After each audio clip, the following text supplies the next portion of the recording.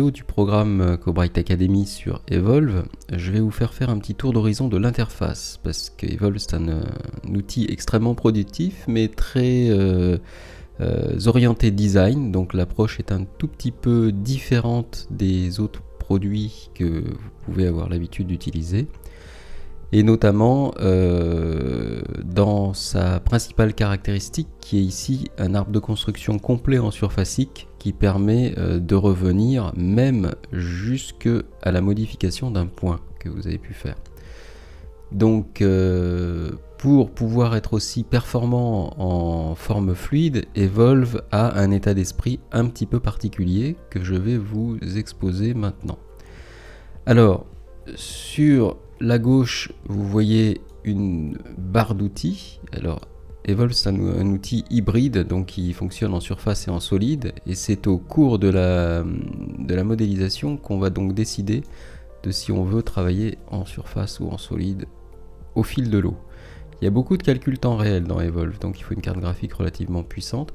Alors voilà, vous avez ici la barre d'outils qui glisse comme ça, comme vous pouvez le constater, avec les principaux outils de modélisation 3D qui sont là, qui sont bien entendu hybrides, donc solides et surface. Ici, vous avez en gros les outils de modification et de transformation, ce qu'on appelle les transformers, bien souvent dans les autres logiciels, qui sont les combinaisons, les symétries, les rotations, les copies sur chemin, les torsions et déformations diverses et variées. On verra que dans Evolve, les déformations, c'est quelque chose qui se fait tout le temps, et la présence d'outils de déformation est même épisodique, tellement on peut tout tirer dans tous les sens. Alors, ici, vous avez une palette qui est extrêmement importante dans Evolve, surtout ces trois premiers icônes, parce que ces trois premiers icônes, ce sont les trois niveaux d'édition des objets Evolve. C'est-à-dire, vous pouvez éditer l'objet, vous pouvez éditer les paramètres de l'objet ici, et vous pouvez éditer les points sur l'objet. Donc ça, c'est trois niveaux. En règle générale, les logiciels s'arrêtent à ces deux premiers niveaux. On va encore plus loin avec Evolve puisqu'on va pouvoir travailler les surfaces point à point. Alors bien entendu, vous allez me dire oui, mais il y a des tas de logiciels qui font ça, tels que Rhino, machin, etc. Oui, ok, sauf que Evolve va beaucoup plus loin, dans la mesure que derrière on a Parasolid. Parasolid, c'est le moteur de calcul de SolidWorks. Et c'est Parasolid qui va s'occuper de toutes les maths pour l'utilisateur. C'est-à-dire vous n'avez pas à vous soucier de connaître le degré de vos courbes, le degré de vos surfaces, etc. Vous vous contentez de raccorder et Parasolid va faire le reste. Donc gros avantage par rapport à des logiciels, je dirais, qui ne sont pas équipés de cette technologie. Également parce que en déplaçant des points, vous n'allez pas forcément, si vous êtes dans le niveau d'édition correct, vous n'allez pas forcément éclater les solides. En règle générale, même vous n'allez pas les éclater du tout. Ce qui fait qu'en fait, vous allez pouvoir déformer vos objets sans vous soucier des coutures. Ce qui est juste impensable dans un autre logiciel surfacique du marché. Alors, vous avez ici les accroches. Donc, Evolve fonctionne de façon un petit peu particulière au niveau des accroches, c'est-à-dire que les accroches sont activées soit par un raccourci clavier, soit en cliquant sur ces icônes là. Donc, on a les accroches sur les 3 niveaux de grille, on verra qu'on a même 4 niveaux de grille sur Evolve. Et puis après les accroches par rapport à des géométries, comme par exemple ici, les accroches par rapport aux extrémités. Pour ceux qui connaissent Nestshark, c'est l'équivalent de la petite barre d'accroche. Sauf que dans Evolve, en fait, l'accroche est réalisée en maintenant le bouton gauche de la souris enfoncée. On verra ça plus tard. Et enfin, vous avez ici le panneau, qui c'est le panneau des paramètres de l'objet. C'est-à-dire si vous construisez un cube, vous aurez la longueur, la largeur, la hauteur du cube, ici, que vous allez pouvoir modifier. Et puis enfin, vous avez ici l'arbre de construction d'Evolve qui, pour le moment, dans cette version-là en tout cas, se compose de 2 panneaux. On a un panneau général dans lequel on a toute la construction et après on a un panneau particulier qui s'ouvre quand on clique sur une opération pour voir comment l'opération a été faite et venir rentrer finement dans l'opération.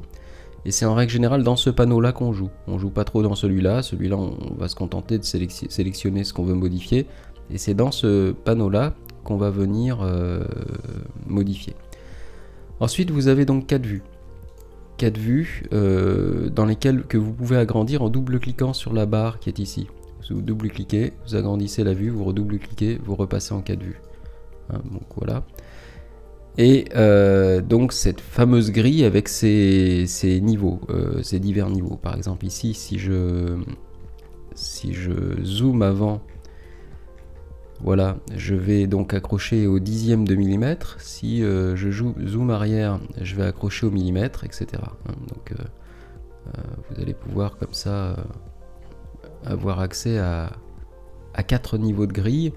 Et vous allez pouvoir sélectionner l'autorisation des accroches sur ces divers niveaux en cliquant sur ces boutons-là ou en utilisant des raccourcis clavier. Ici, vous avez des icônes qui vous permettent de décider comment la vue dans laquelle ils sont positionnés, vous l'avez sur toutes les vues, va être rendue, soit en filaire, soit en ombré, etc., soit avec des zébras, soit avec des images d'environnement. L'affichage d'Evolve est extrêmement puissant et extrêmement agréable aussi parce qu'il est doté d'un rendu temps réel OpenGL qui permet d'afficher des objets quasi texturés en temps réel. Donc ça, c'est plutôt pas mal. Voilà, alors dans l'état d'esprit général, je pense qu'on a fait à peu près le tour. Il nous reste à voir comment fonctionnent les divers niveaux d'édition dans la construction d'un objet. Alors je vais double-cliquer sur la fenêtre du haut et je vais juste me contenter de faire un cercle. Alors vous voyez, quand on clique sur l'outil cercle, automatiquement un cercle se crée au centre de l'espace. Donc c'est au centre de l'espace de la vue active. Là, il se trouve que c'est la vue du dessus que j'ai sélectionnée. On voit que Evolve nous demande de rentrer les coordonnées du centre du cercle dans l'espace. Par défaut, 0, 0, 0. Alors, à ce stade, on peut mettre le cercle vraiment où on veut. Et une fois qu'on a donné ces coordonnées, et bien à ce moment-là, on va rentrer son rayon. Alors, je vais revenir là-dessus, de façon à le faire par défaut. Donc je fais Escape, je retrace un cercle, il se met au début. Donc là, on est sur des paramètres numériques. Si on est d'accord avec ça, il faut cliquer sur la touche Retour. Et ensuite, vous voyez, vous avez une petite poignée bleu ciel là, qui correspond à l'édition du paramètre rayon. Alors, soit vous pouvez taper une valeur ici, soit vous pouvez faire glisser cette poignée. Voilà, c'est comme ça que ça fonctionne. Et vous verrez que sur Evolve, il y a beaucoup de petites poignées comme ça qui vous permettent d'éditer les paramètres d'un objet. Lorsque vous êtes dans l'édition des paramètres ici, la poignée apparaît. Alors vous voyez qu'une fois que l'opération est terminée, vous avez la possibilité ici de revenir sur le rayon au moyen des tirettes qui sont dans le panneau des paramètres ou au moyen d'une saisie au clavier et d'un appui sur la touche Entrée. Alors une fois que c'est fait, l'objet est créé. Alors si vous voulez revenir dessus, sur les paramètres, il vous suffit de cliquer là-dessus. Vous allez voir apparaître les poignées et vous allez pouvoir tirer sur ces poignées. Vous pouvez aussi, un cercle n'est jamais définitif sur Evolve, d'ailleurs rien n'est jamais définitif sur Evolve, c'est-à-dire qu'en fait, vous pouvez augmenter le nombre de points de la définition du cercle si vous voulez, ici, de façon à ce que lorsque vous allez cliquer sur l'édition des points, vous allez pouvoir transformer votre cercle en tirant sur des points. Éventuellement, on verra qu'on peut rajouter des points, etc., enlever des points, il y a des tas de choses qu'on peut faire sur les points. Vous voyez, déjà, ça n'a plus rien à voir avec un cercle. Et pour valider une opération dans Evolve, une opération qui n'est pas une saisie numérique, la touche magique, c'est la barre espace. Donc là, j'ai édité mes points. Si je veux confirmer cette édition des points, je vais cliquer un coup sur la barre espace. Alors on verra qu'il y a aussi la possibilité de cliquer à la souris. La souris, on peut faire un clic droit par exemple ou un double clic. En fait, si on fait des clics, vous voyez, donc là j'ai tout désactivé. Si je clique une fois sur mon objet, il se sélectionne. Je suis dans ce premier niveau. Si je double clique dessus, je rentre dans le deuxième niveau. Et si je double clique encore dessus, je rentre dans le troisième niveau. Donc il y a possibilité de bien s'amuser. On voit que donc au fil de l'eau, je construis mon arbre de construction ici. Donc je vais valider, barre espace. Et donc si je reviens sur le cercle ici, je vois qu'en fait je peux l'éditer facilement. Je clique sur ce cercle là et puis je modifie son rayon, et bien entendu ça va influencer notre forme complexe. Notre forme complexe qui n'est plus un cercle. Voilà, en gros, l'interface d'Evolve. On ne va pas aller plus loin dans cette vidéo, il y aura bien d'autres vidéos pour ça.